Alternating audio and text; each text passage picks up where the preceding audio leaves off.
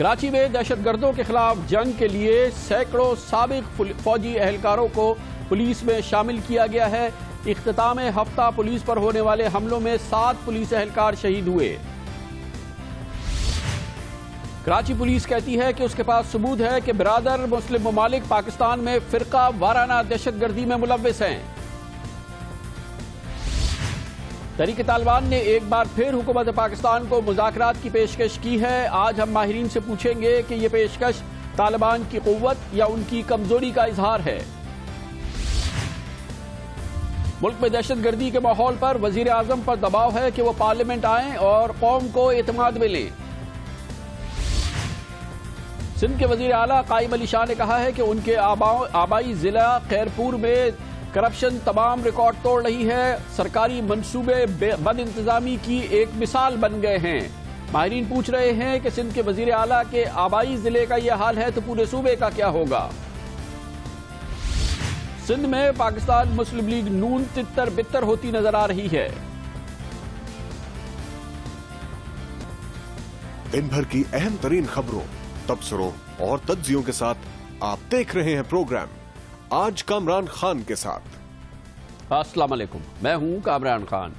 پورا ملک دہشت گردی کی فضا کا شکار ہے اور کراچی بھی اس میں شامل ہے۔ کراچی میں خصوصی ایک آپریشن کیا جا رہا ہے جسے کراچی آپریشن کہا گیا ہے، لیکن اس آپریشن کے دوران پولیس اور رینجرز کو کامیابی تو ہوئی ہے، لیکن ماہرین کہتے ہیں کہ یہ محدود کامیابی ہے۔ اب ایک نیا تجربہ کیا جا رہا ہے جو کہ پاکستان کی تاریخ میں پہلی بار ہے کہ تربیت یافتہ سابق فوجی اہلکاروں کو کراچی پولیس میں شامل کیا گیا ہے۔ سینکڑوں کی تعداد میں سابق فوجی اہلکار پولیس میں شامل ہو گئے ہیں۔ اسی دوران اختتام ہفتہ پولیس پر دہشت گردوں کے حملے جاری رہے اور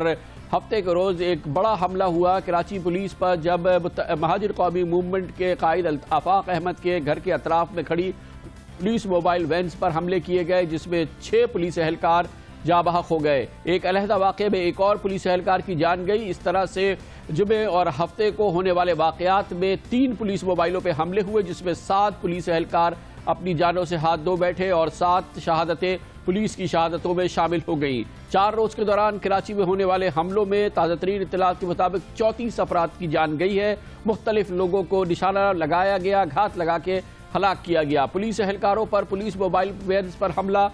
مسلسل جاری ہے اور اس سلسلے میں سب سے بڑی پیش رفت اب سے چند ہفتے قبل ہوئی تھی جب CID پولیس کے سربراہ چودھری اسلم کو ان کے دفتر جاتے ہوئے ایک دہشت گرد حملے میں ہلاک کر دیا گیا تھا۔ یہ پورے واقعات اور اس پس منظر میں کراچی پولیس کے اسٹرینتھ کو بڑھانے کے لیے اور ان کی کارکردگی کو بہتر بنانے کے لیے سابقہ فوجی اہلکاروں کو پولیس میں شامل کیا گیا ہے اور حالیہ دنوں میں ہونے والی پولیس اہلکاروں کی شہادت کے حوالے سے کراچی پولیس کے سربراہ کہتے ہیں کہ کیونکہ ہم نے یہ وردی پہنی ہے اس لیے ہمیں جان دینے کے لیے تیار رہنا چاہیے۔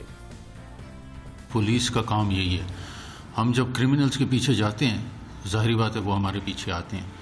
کبھی وہ کامیاب ہو جاتے ہیں کبھی ہم کامیاب ہوتے ہیں، لیکن اصل جو چیز ذہن میں رکھنی چاہیے وہ یہ ہے کہ حوصلہ جو ہے وہ جب تک ہمارے اندر ہے اور ول ہے ہمارے اندر تو انشاءاللہ کوئی فرق نہیں پڑے گا۔ کراچی پولیس نے بہت برے وقت دیکھے ہیں، کراچی پولیس نے قربانیاں دی ہیں، وہ حالات اس طرح کے ہیں کیونکہ ہمارا کام یہی ہے، یونیفارم پہنا ہوا ہے، ہمارا جو کام ہے وہ قربانیوں سے ہی گزر کر جاتا ہے آگے، تو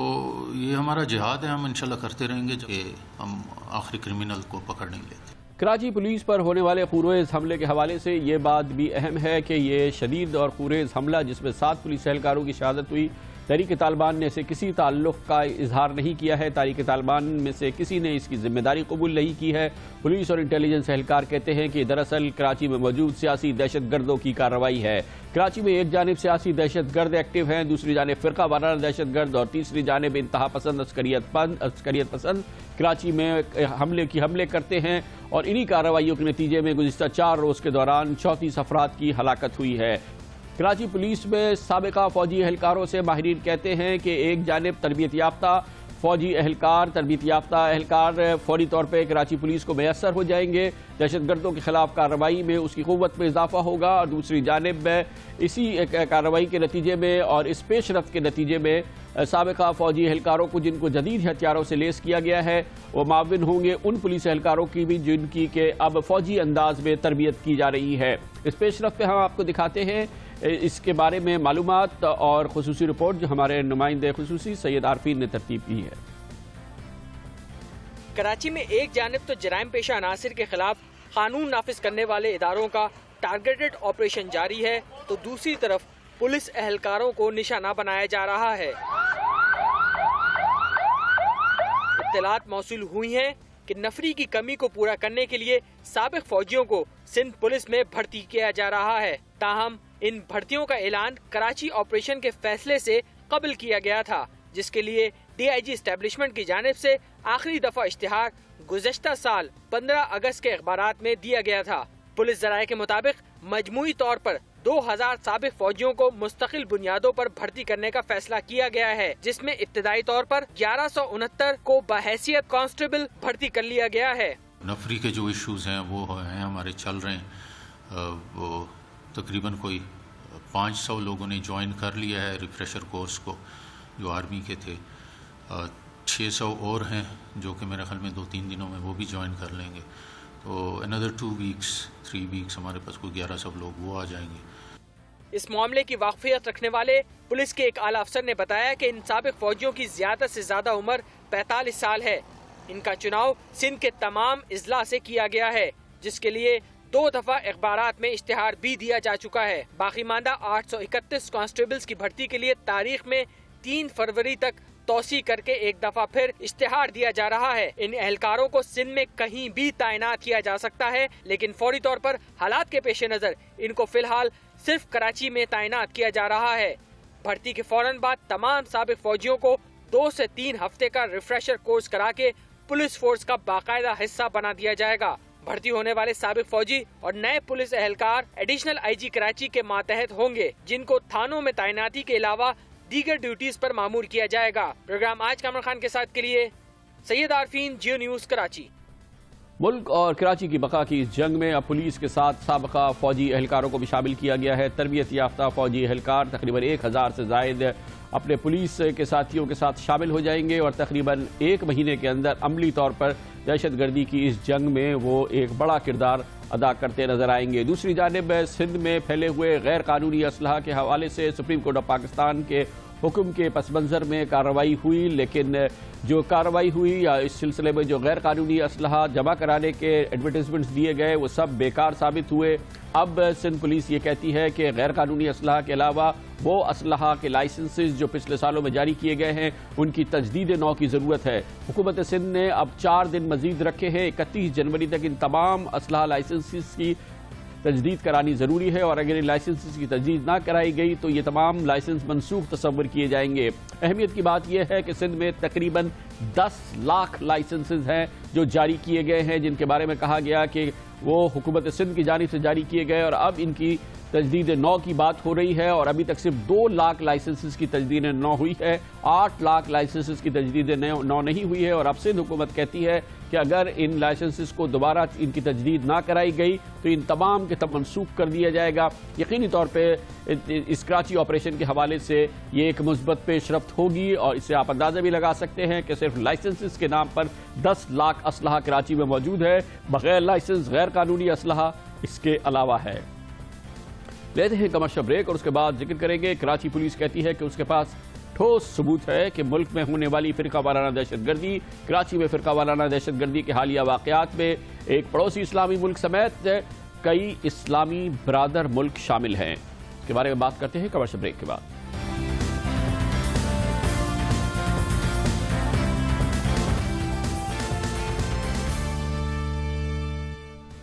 ویلکم بیک۔ فرقہ وارانہ دہشت گردی وہ ناسور ہے جو پاکستان کے معاشرے کو گھن کی طرح سے چاٹ رہا ہے۔ نیا معاملہ نہیں ہے، یہ کئی دہائیوں سے جاری ہے، اور اس حوالے سے بارہا اس سلسلے میں اطلاعات بھی آتی رہی ہیں. انٹیلیجنس ایجنسیز اور پولیس بھی کہتی رہی ہیں کہ فرقہ وارانہ دہشت گرد گروہوں کو باہر سے بھی امداد ملتی ہے. ان کی مالی امداد بھی باہر سے آتی ہے اور کئی مواقع پہ ان کی تربیت کا بھی انتظام کیا جاتا ہے. پاکستان کو فرقہ وارانہ دہشت گردی میں بانٹ دیا جائے، پاکستان کو فرقہ وارانہ بنیاد پر تقسیم کر دیا جائے، یہ یقینی طور پہ مسلمہ غیر ملکی سازش ہے. عام طور پہ پاکستان کے روایتی دشمنوں کا اس سلسلے میں نام آتا رہتا ہے. اس سلسلے میں یقینی طور پہ کچھ اس کی حقیقت بھی ہوگی، لیکن بارہا پہلی بار نہیں، اس سے پہلے بھی کئی بار آ چکی ہے یہ بات کہ کئی برادر اسلامی ملک بھی اس سلسلے میں ڈائریکٹ یا انڈائریکٹلی انوالو ہیں.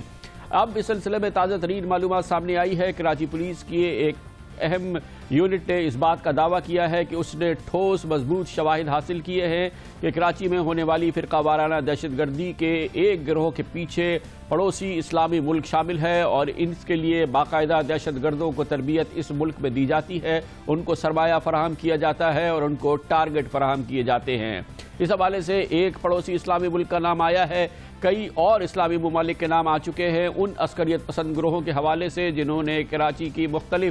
پاکستان کے مختلف تربیت گاہوں میں تعلیم حاصل کی ہے. کچھ مدرسوں کے بھی نام آتے رہے ہیں اور کہا یہ جاتا ہے کہ اس کی فنڈنگ اور اس حوالے سے ان کو جو ترغیب دی جاتی ہے وہ کسی دوسرے اسلامی ملک سے آتی ہے. تازہ ترین جو انکشاف ہوا ہے یقینی طور پہ یہ توجہ طلب ہے اور بہت اہم معلومات ہے جو کہ موجودہ ماحول کے حوالے سے سامنے آئی ہے. CID پولیس کے قائم مقام انچارج راجہ عمر خطاب نے اس گروہ کے حوالے سے، جس کے بارے میں انہوں نے کہا کہ پولیس نے کئی سال کی تگ و دو کے بعد اس کا سراغ لگایا ہے، ایک پریس کانفرنس میں اس کا انکشاف کرتے ہوئے کہا. کراچی میں جو حالیہ دہشت گردی ہے اس کا آغاز 2009 میں ہوا تھا. تو 2009 میں یہ بات سامنے آئی تھی کہ جو لوگ اس وقت کارروائی میں ملوث ہیں، دہشت گرد کارروائی فرقہ وارانہ میں، وہ ایک پڑوسی ملک سے تربیت یافتہ ہیں. تو ان پہ مسلسل 2 سال تک ہم نے کام کیا اور 2011 میں سپاہی محمد کے 7 دہشت گردوں کو گرفتار کیا، جن پہ اس وقت گورنمنٹ آف سندھ نے 27 لاکھ روپے ریوارڈ منی رکھی تھی. اس میں اس بات کا انکشاف ہوا کہ انتہائی منظم انداز میں اور بڑے فنڈ کے ساتھ کراچی میں فرقہ وارانہ دہشت گردی کی جا رہی ہے اور جو لوگ اس میں ملوث ہیں وہ باقاعدہ ایک پڑوسی اسلامی ملک سے تربیت یافتہ ہیں، جنہیں یہاں سے دبئی اور دبئی سے اس ملک بھیجا جاتا ہے اور وہاں ان کو پروٹوکول کے ساتھ مخصوص علاقے میں لے جا کر وہاں ان کو ٹریننگ دی جاتی ہے. اس کی مزید معلومات دیتے ہوئے انہوں نے کہا کہ ماسٹر مائنڈ یقینی طور پہ ایک پروفیشنل ہوتا ہے اور جس انداز سے وہ اپنے گروہ کے لوگوں سے رابطہ کرتا ہے اور ٹارگٹ دیتا ہے وہ ایک انتہائی تربیت یافتہ گروہ کا ہی کام ہے. کسی کو پتہ نہیں تھا کہ ہمارا ماسٹر مائنڈ کون ہے، وہ صرف ایک ایسا شخص تھا جو ایک کار کے اندر آ کے بیٹھتا تھا اور جو بھی ٹارگٹ کلر تھا جس کے ساتھ اس کا کنیکشن تھا وہ اس گاڑی کی پچھلی سیٹ پہ جا کے بیٹھتا تھا، وہ اس کو ٹارگٹ دیتا تھا اور پورے گروپ کی تنخواہ دیتا تھا اور وہ چلا جاتا تھا. ایک دوسرے کی شکل نہیں دیکھ سکتے تھے. تو لہذا اس میں ہمیں مزید 2 سال لگے، یعنی 2011 اور 2013. اس مرتبہ ہمیں یہ کامیابی ہوئی کہ کم از کم اس کو ہم ڈسکلوز کر گئے کہ وہ کون شخص ہے.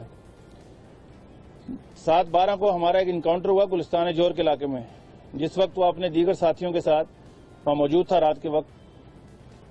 جب ہمارا انکاؤنٹر ہوا تو وہ گلیوں میں تو فرار ہو گئے، لیکن ان کے پیچھے گاڑی رہ گئی اور گاڑی کے ذریعے ہمیں اس کی بہت سارے کلو مل گئے. اس کے تفصیل اس میں یہ آئی سامنے کہ یہ بڑا ایک ایسا گروپ ہے جس میں 16-17 لوگ شامل ہیں اور اس کا اصل نام سید وسیم حسین جعفری ہے اور وہ ان سب کا ماسٹر مائنڈ ہے، جس کو باہر سے فنڈ اور ڈالر کی صورت میں ملتے ہیں اور وہ یہاں کیش کرا کے ان لڑکوں کو دیتا ہے. اس کے ہم نے 4 بینک اکاؤنٹس کا بھی پتہ چلوایا ہے. ان کی جو سب سے بڑی کارروائیاں ہیں اس میں تقریباً اب تک کراچی میں 2009 سے لے کے اب تک 60 سے زیادہ قتل کی وارداتوں میں یہ ملوث گروپ ہے. جو ٹیم ہم نے پکڑی ہے اس کے 2 لوگ ہم نے پکڑے ہیں جن کا تعلق پارا چنار سے ہے اور یہ بھی باقاعدہ تربیت یافتہ ہیں. ایک کا نام جوہر حسین ہے اور دوسرے کا نام ارشاد حسین. یہ دونوں پہلوان کوٹ کے ایریے میں رہتے تھے. ان کا ڈائریکٹ لنک تھا اس کے شاہد کے ساتھ. راجہ عمر خطاب نے یہ بھی کہا کہ کس انداز سے یہ اپنے ٹارگٹس کو سلیکٹ کرتے تھے اور اس کے لیے صحافیوں کا روپ بھی دھارا جاتا تھا. ان کے جو کچھ ایسے اس ٹیم کے لوگ ہیں جو باقاعدہ صحافیوں کی صورت میں پریس کانفرنس بھی اٹینڈ کرتے ہیں، جنازوں میں بھی جاتے ہیں اور مختلف جگہوں پہ جا کے اپنے ٹارگٹ کی فوٹوز لیتے ہیں. ہمارے پاس CDs ایسی ریکور ہوئی ہیں جس میں باقاعدہ جنازوں کی پکچرز ہیں جس میں لوگوں کو انہوں نے بولڈ کیا ہوا. اس میں کافی لوگ ایسے ہیں جو مارے جا چکے ہیں اور ان کی لیڈرشپ بھی ہے تو یہ کراچی میں ایک ایسا گروپ تھا جس کے پکڑے جانے سے میں سمجھتا ہوں کافی حد تک ٹارگٹ کلنگ میں کمی آئے گی جو فرقہ وارانہ تھی۔ پولیس کے ان انکشافات پر مجلس وحدت المسلمین نے اپنے شدید رد عمل کا اظہار کرتے ہوئے کہا ہے کہ قانون نافذ کرنے والے ادارے مسلسل شیعہ نوجوانوں کو ہدف بنا رہے ہیں۔ انہوں نے کہا کہ کراچی آپریشن کے نام پر شیعہ نوجوانوں کو ٹارگٹ کیا جا رہا ہے۔ شیعہ برادری کے قتل عام کے بعد اب شیعہ نوجوانوں کے خلاف کوئی بھی کارروائی برداشت نہیں کی جائے گی۔ شیعہ نوجوانوں کو بے بنیاد مقدمات میں ملوث کیا جا رہا ہے، اور اس کے جواب میں پولیس نے کہا ہے کہ قانون کی نظر میں سب برابر ہیں اور جو بھی کارروائی کی گئی ہے وہ ٹھوس ثبوت کی بنیاد پر کی گئی ہے۔ یہ پہلی بار نہیں ہے کہ کسی اسلامی ملک کا نام آیا ہو یا اشارتاً واضح طور پر بتایا گیا ہو کہ کس فرقہ وارانہ دہشت گرد گروہ کے پیچھے کون سا ملک شامل ہے۔ اس سے پہلے بھی یہ بات ہوتی رہی ہے، دوسرے ممالک کے نام بھی آتے رہے ہیں، مگر ستم یہ ہے کہ یہ تمام کے تمام پاکستان کے برادر اسلامی ممالک ہیں۔ اس فرقہ وارانہ دہشت گردی میں بین الاقوامی انوالومنٹ اور یہ کس حد تک بین الاقوامی سازش ہے، وہ سازش جو پوری دنیا کے مسلمانوں کو شیعہ اور سنیوں کے درمیان تقسیم کر رہی ہے، اس کے بارے میں ہم بات کرتے ہیں۔ اور اس کے لیے ہم جائیں گے کوئٹہ، جہاں پر بلوچستان پولیس کے ایڈیشنل انسپیکٹر جنرل پولیس اور پاکستان پولیس کے نامور آفیسر میر زبیر محمود ہمارے ساتھ موجود ہے۔ بہت بہت شکریہ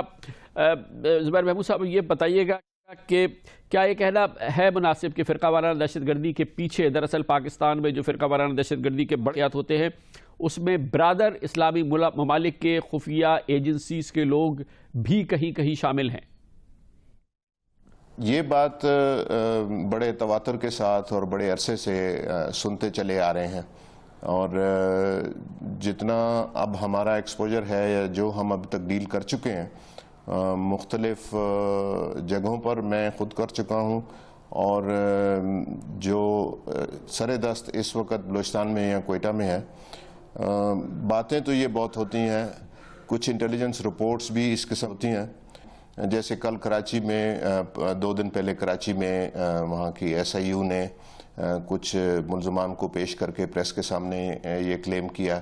کہ ان کی کسی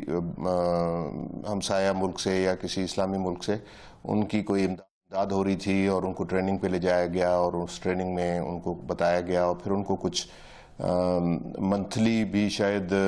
تنخواہ کی طرح کچھ پیسے بھی دیے جاتے تھے اپنے کام کرنے کے۔ تو میں اگر صحیح میری یادداشت مجھے ساتھ دے رہی ہے تو شاید یہ پہلی دفعہ ہے کہ پبلکلی کوئی اس طرح سے بات سامنے آئی ہے۔ میں چونکہ ماضی کی اور بلوچستان کے حوالے سے بات کر رہا ہوں، تو یہاں پر یہ بھی سمجھا جاتا ہے کہ یہاں پر شاید کچھ کسی اور کی جنگ شاید یہاں پہ لڑی جا رہی ہے، کہ ایک فرقے کو کوئی ایک ملک جو ہے وہ اس کی طرفداری یا امداد کر رہا ہے، اور دوسرے فرقے کو کوئی دوسرا ملک کر رہا ہے۔ یہ بات ہے تو صحیح، اور اس پر کام بھی ہوتا ہے، شاید انٹیلیجنس میں کوئی اس کے اوپر انفارمیشن بھی ہو، لیکن ایز سچ پولیس کی کسی فائل کے اوپر یا پولیس کے پاس کبھی کوئی ایسا ملزم گرفتار ہوا ہو جس کا کوئی لنک اسٹیبلش ہوا ہو، یا کبھی کوئی ٹریل کسی بینک کا، کسی کرنسی کا یا کسی امداد کا کوئی آیا ہو، وہ پکڑا گیا ہو، تو وہ تو کبھی یہاں ہوا نہیں۔ جی میر صاحب، مگر یہی بات ہے جو یہ کراچی پولیس میں یہ SIU نے کہی ہے، جس میں انہوں نے کہا ہے کہ انہوں نے بینک ریکارڈز بھی نکالے ہیں، انہوں نے دوسرے ملکوں کے ٹریول کے ثبوت بھی حاصل کیے ہیں، اور اس سلسلے میں دوسرے ثبوت بھی حاصل کیا ہے، مگر دیکھا یہ گیا کہ روایتی طور پہ جب پاکستان میں دہشت گردی کی بات ہوتی ہے، فرقہ وارانہ دہشت گردی کی بات ہوتی ہے، تو یقینی طور پہ جن ممالک کے نام لیے جاتے ہیں اس میں بھارت کی خفیہ ایجنسی اور افغانستان کی خفیہ ایجنسی شامل ہوتی ہیں۔ اس بارے میں یہ عرض کروں گا کہ آپ نے ہمارے انٹیریئر منسٹر کی پریس کانفرنسز، ان کی سٹیٹمنٹس سنی ہوں گی، موجودہ اور سابقہ بھی، جن میں ان تک جو پہنچتی رہی ہیں انٹیلیجنس رپورٹس، اور شاید بڑی اتھینٹک رپورٹس تھیں جن کی وجہ سے انہوں نے پبلکلی پریس کانفرنسز میں یا میڈیا کے ساتھ بات کرتے ہوئے اس بات کا یہ بیان دیا تھا کہ خفیہ ہاتھ پائے گئے ہیں ان 2 ممالک کے، خاص طور پہ بلوچستان میں۔ چونکہ دیکھیں پولیس آفسر جو ہے اس کی جو کارروائی شروع ہوتی ہے وہ ایک FIR سے، اور پھر کورٹ آف لاء میں ٹرائل، اور پھر کنوکشن کے ساتھ، تو ڈائریکٹلی پولیس انٹیلیجنس کے ساتھ نہیں ہوتی، گو کہ پولیس کا اپنا انٹیلیجنس نیٹ ورک ضرور ہوتا ہے۔ تو میں اس لیے اس حوالے سے بات کر رہا تھا کہ میں چونکہ کوئٹہ پولیس میں رہ چکا ہوں اور وہاں کام بھی کیا ہے اور کراچی اور لاہور میں بھی کرتا رہا ہوں، تو یہ بات میں اس طرح سے کر رہا ہوں کہ کبھی کوئی فرقہ واریت کے اندر اس قسم کا کوئی ملزم پکڑا گیا۔ اچھا، تو یہ ویسے آپ کا کیا تجربہ کیا کہتا ہے، اور جب تک انویسٹیگیشنز آپ نے کی ہے کہ جو فرقہ وارانہ گروہ ہوتے ہیں اور یہ جو اتنے ایکٹیو نظر آتے ہیں، ان کے پاس سرمایہ بھی ہوتا ہوگا اور جس پریسیشن سے یہ ایکٹ کرتے ہیں، یہ کسی بڑی طاقت کی پش پناہی کے بغیر کر سکتے ہیں یہ سب کچھ؟ آپ بجا فرما رہے ہیں، بہت ساری فنڈنگ کی ضرورت ہوتی ہے۔ لیٹ سے اگر میں یہ مثال دوں کہ ابھی تازہ ترین جو دہشت گردی کا واقعہ بلوچستان میں ہوا ہے، جس میں مستنگ میں زائرین کی ایک بس کو نشانہ بنایا گیا، تو اگر آپ فائنینشیل ٹرمز میں اس کو دیکھیں کہ اس پر کتنا خرچہ آیا ہوگا، وہ گاڑی خریدنے میں، اس گاڑی کو بارود کے لیے تیار کرنے میں، اور ان سے منسلک مزید جو خرچے ہوں گے وہ انہوں نے کیے ہوں گے، تو ان تنظیموں کے پاس کوئی فنڈ ریزنگ کا اپنا تو کوئی ایسا طریقہ کم از کم نہیں ہے کہ وہ ان کو کوئی پیسے یہاں سے لوکلی ملتے ہوں۔ تو اس بات کو بعید از قیاس نہیں کیا جا سکتا کہ ان کی فنڈنگ بالکل ہو رہی ہے اور اچھے خاصے پیسے ان کو مل رہے ہیں۔ بہت بہت شکریہ Mir Zubair Mahmood, additional inspector general police Balochistan ہمارے ساتھ۔ کراچی پولیس نے دعویٰ کیا ہے کہ اس کے پاس مضبوط ٹھوس ثبوت سامنے آیا ہے کہ فرقہ وارانہ دہشت گردوں میں کے گروہ میں جو کہ پاکستان میں ایکٹیو ہے، ان میں سے ایک گروہ کے پیچھے ایک پڑوسی اسلامی ملک کا ہاتھ ہے۔ یہ دعویٰ کیا ہے کراچی پولیس نے۔ لیتے ہیں کمر سے بریک اور اس کے بعد ذکر کریں گے تحریک طالبان نے 2 دن میں 2 بار اور پچھلے کئی دنوں میں 4 بار چوتھی بار حکومت سے کہا ہے کہ وہ مخلصانہ مذاکرات کے لیے تیار ہیں، اور یہ اس وقت پیش کر سامنے آئی ہے جب شمالی وزیرستان میں فوجی آپریشن میں شدت بھی آئی ہے، اور دوسری جانب کہا یہ جا رہا ہے کہ پورے ملک میں پاکستان کی حکومت ایک مضبوط اور ٹھوس ٹارگیٹڈ آپریشن کرنے جا رہی ہے۔ اسی حوالے سے یہ بات بھی اہم ہے کہ پارلیمنٹ میں بھی اس حوالے سے ایک تشویش پائی جاتی ہے، اور اب دباؤ بڑھ رہا ہے وزیر اعظم جناب نواز شریف پر کہ وہ پارلیمنٹ میں آئیں، قوم سے پارلیمنٹ کے اندر خطاب کریں یا پارلیمنٹ کے باہر، لیکن قوم کو اعتماد میں لینا ضروری ہے۔ کمرشل بریک کے بعد